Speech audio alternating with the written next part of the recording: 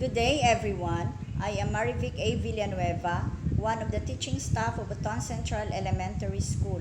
Me and my co-discussant, Junilyn B. Panto, will present to you the topic regarding the K-12 Basic Education Program.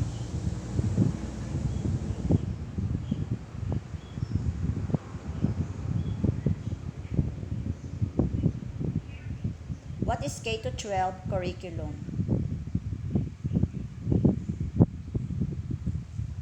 In a historic moment for advocates of educational equity, President Benigno Aquino III approved Republic Act 10533, signing into law the K-12 program on May 15, 2013. RA 10533 added 2 years of senior high school to broaden the goals of high school education.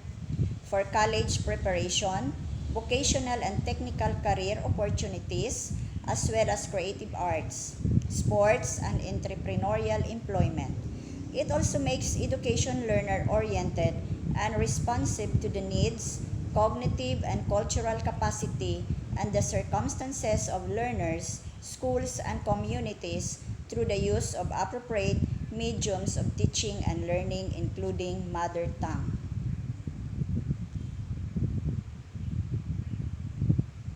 Republic Act Number 10533, an act enhancing the Philippine basic education system by strengthening its curriculum and increasing the number of years for basic education, appropriating funds therefore and for other purposes, approved May 15, 2013.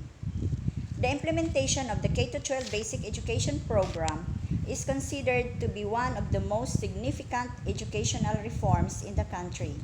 It introduces programs and projects that aim to expand and improve the delivery of basic education in the country.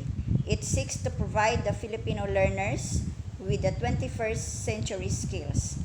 It will make the basic education system in the Philippines at par with international standards by ensuring that it is appropriate, responsive, and relevant to the learners.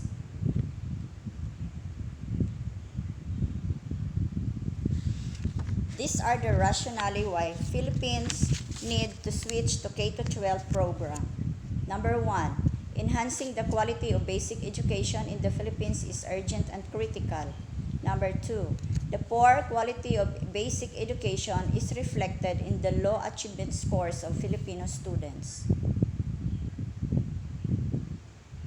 Number 3, international test results like 2003 Trends in International Mathematics and Science Study ranked the Philippines 34% out of 38 countries in high school Math 2 and 43% out of 46 countries in high school Science 2. For grade 4, the Philippines ranked 23rd out of 25 participating countries in both mathematics and science. In 2008, even with only the Science High School participating in the Advanced Mathematics category, the Philippines was ranked lowest. Number 4, the congested curriculum partly explains the present state of education. This quality of education is reflected in the inadequate preparation of high school graduates for the world of work or entrepreneurship or higher education. Further, most graduates are too young to enter the labor force. The current system also reinforces misperception that basic education is a preparation for higher education.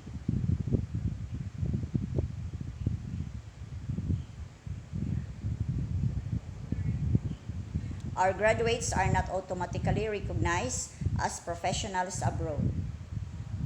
We are the last country in Asia and one of only 3 countries in the world with a 10-year pre-university program. The K-12 program. The K-12 program covers kindergarten and 12 years of basic education, 6 years of primary schooling, 4 years of junior high school, and 2 years of senior high school.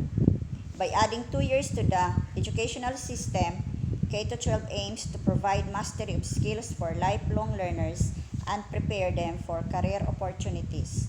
The program also contextualizes lessons to students as concepts will be explained using local culture with the use of the students' respective mother tongues. The implementation of the Universal Kindergarten began in school year 2011-2012.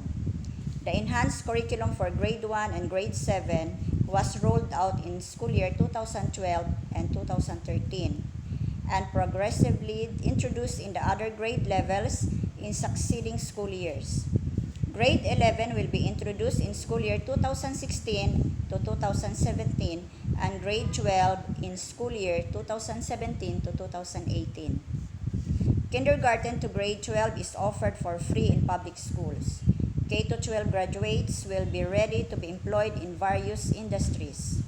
According to former Education Secretary Armin Luistro, the K-12 program would like to ensure that even if they don't choose to go to college, they finish studying what is basic. As per Republic Act No. 10157 or the Kindergarten Education Act, kindergarten has become part of the education system and a prerequisite for admission to grade 1. Senior high school students can choose from 3 tracks: academic, sports and arts, and technical vocational livelihood.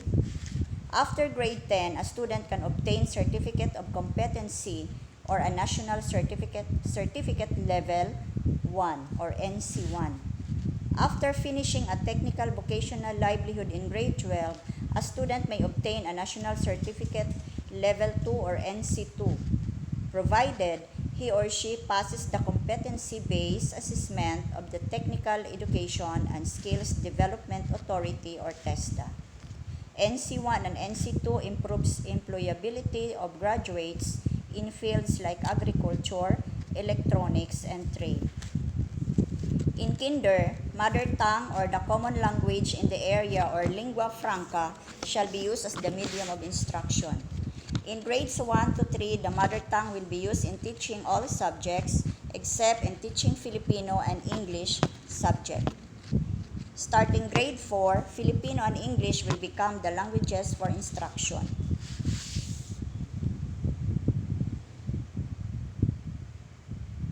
The K-12 vision. Graduates of the K-12 basic education program are holistically developed Filipinos who have the 21st century skills, acquire mastery of basic competencies, be more emotionally mature, be socially aware, proactive, involved in public and civic affairs, be adequately prepared for the world of work or entrepreneurship or higher education, be legally employable with potential for better earnings, and be globally competitive. The conceptual framework of the K-12 basic education program, figure 1.2.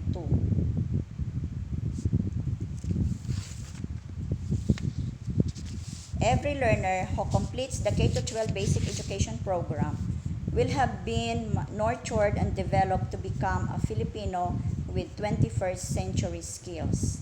The graduates of K-12 program will have the necessary physical, cognitive, socio-emotional, and moral preparation so they can determine their own purposes for learning in consideration of current and emerging needs of their immediate local, national, and global communities.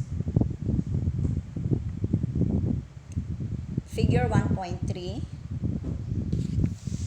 The Enhanced Basic Education Program or K-12 responds to national and global community needs and demands through its mission to strengthen the values of the Filipino people, develop a strong sense of nationalism, productive citizens who contribute to the building of a progressive, just, and humane society, ensure environmental sustainability, and cultivate global partnerships for development. The K-12 graduate is a holistically developed Filipinos who has built foundations for learning throughout life. They are individuals equipped with information, media and technology skills, learning and innovation skills, life and career skills, and communication skills. necessary to tackle the challenges and take advantage of the opportunities of the 21st century. The DepEd envisions Filipinos who are ready for four possible exits: the employment, entrepreneurship, middle-level skills development, and higher education. What are the guiding principles of K-12 basic education curriculum? The curriculum shall be learner-centered, inclusive, and developmentally appropriate, relevant, responsive, and research-based, gender and culture sensitive, contextualized and global, and use pedagogical approaches. That's all my presentation. Thank you very much for listening.